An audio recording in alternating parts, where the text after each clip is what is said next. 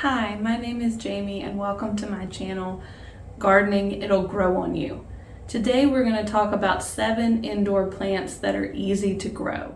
Today, as I go through 7 easy indoor plants, I want to talk about the light requirements and the water requirements. Selecting the right spot for your plant is crucial in its health, and also making sure you provide the right amount of water. There's lots of things to think about when you're considering watering your plant indoors. Some things to think about are the size of the pot. Does it have an air vent close to it? Does it have other plants around it?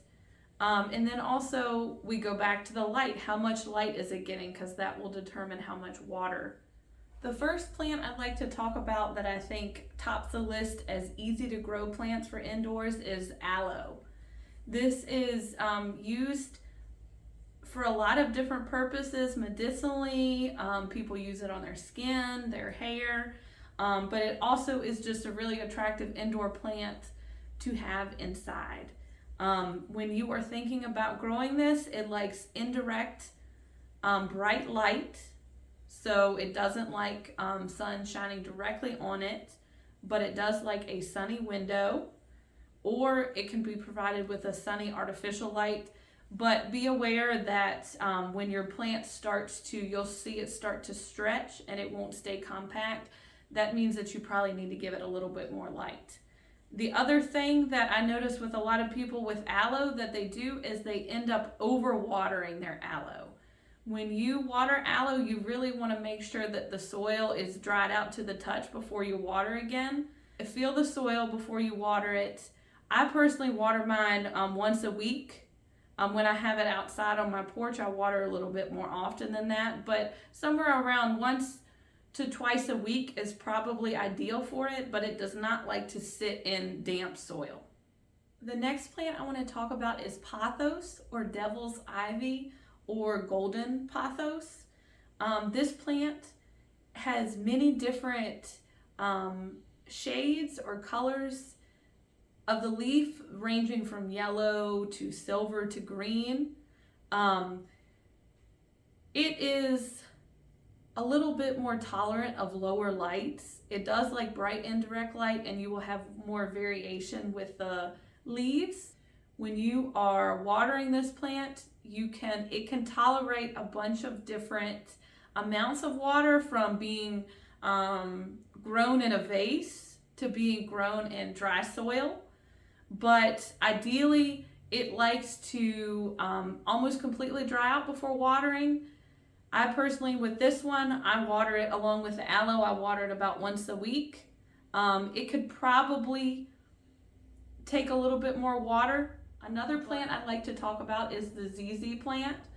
Now, the foliage can come in different colors, green, there's a few variegated colors, but this one here is a darker foliage called Raven. Now, this plant is really great at tolerating really dry soil, and it also can tolerate really low amounts of light, which makes it an ideal plant for a lot of artificial light or in an office setting. And when you water this, you want to treat it like you let it dry out between waterings. So feel the soil, make sure it's dry, and then water it again. This is one of those that if you forget to water it one week, it is going to be okay. Another plant I'd like to talk about is called a snake plant, or a mother-in-law's tongue.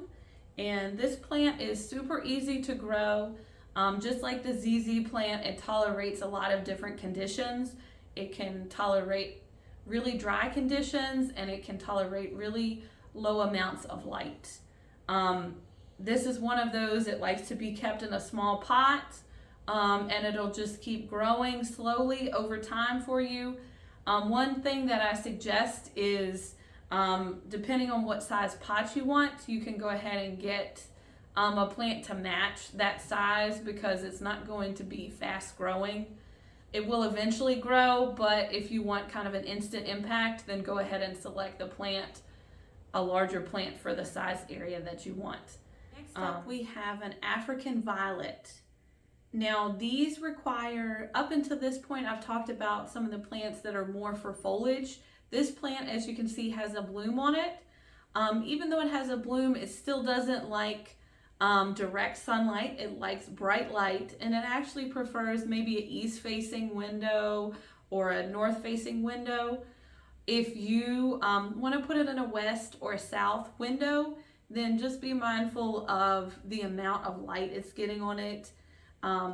As far as watering goes, it likes its soil to be a little more moist, but a suggestion with this, if you possibly can, you can water from the bottom up. So you can set it in a tray and let it soak up moisture. If you do want to water it from the top, you want to pour it in the side. The crown is right at the center of the plant where the leaves and the blooms come out. You don't want to be pouring water on that.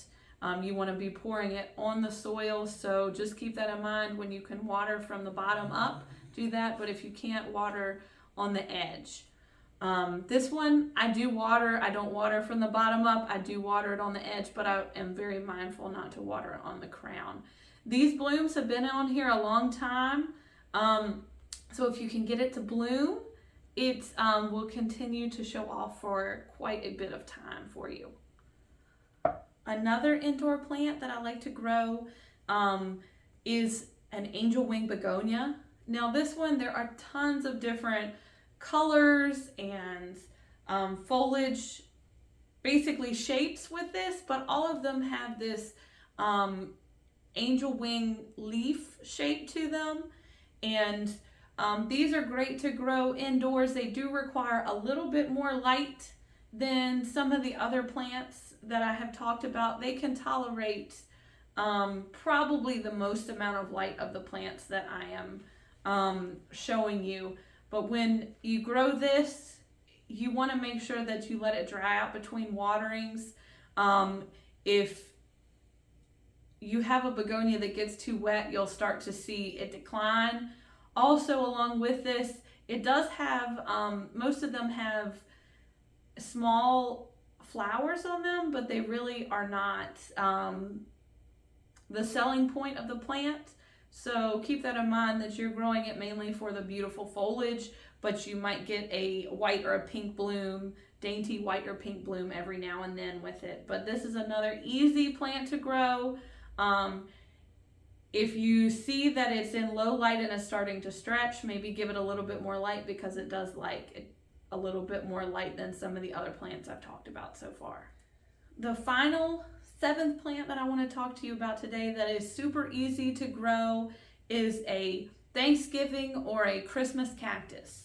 Now, I lump those together. There's also an Easter cactus, but the main difference between these is, of course, their bloom time, and then along with that is their leaf shape. They have a slightly different leaf shape, and that's how you can determine if it's a Thanksgiving versus a Christmas versus an Easter cactus. This is a Thanksgiving cactus. They bloom in a lot of different colors, from reds to whites to pinks, and a few shades in between. And these are, as they say, a cactus. So they're watering. They like to dry out in between waterings, and then they like bright indirect light. When I'm recording this isn't anywhere close to the time of Thanksgiving or Christmas or Easter, so that's why this doesn't have any blooms on it. But if you grow this, you will be very pleased with how many blooms it has on it. Main thing you want to keep in mind with them is put them in a bright spot and do not overwater them. I water mine about once a week. Sometimes I forget. It might go a week and a half to 2 weeks. But when it is outside of my porch, it would probably enjoy maybe like every 4 to 5 days being watered and soak it really good. After sharing these plants with you, I hope you are interested in growing and trying at least one of them in your indoor space. I look forward to you tuning in the future to my videos where I share other tips and demonstrations. If you liked this video, please give me a thumbs up and subscribe. This is Jamie from Gardening It Grows on You. Enjoy your day and get growing.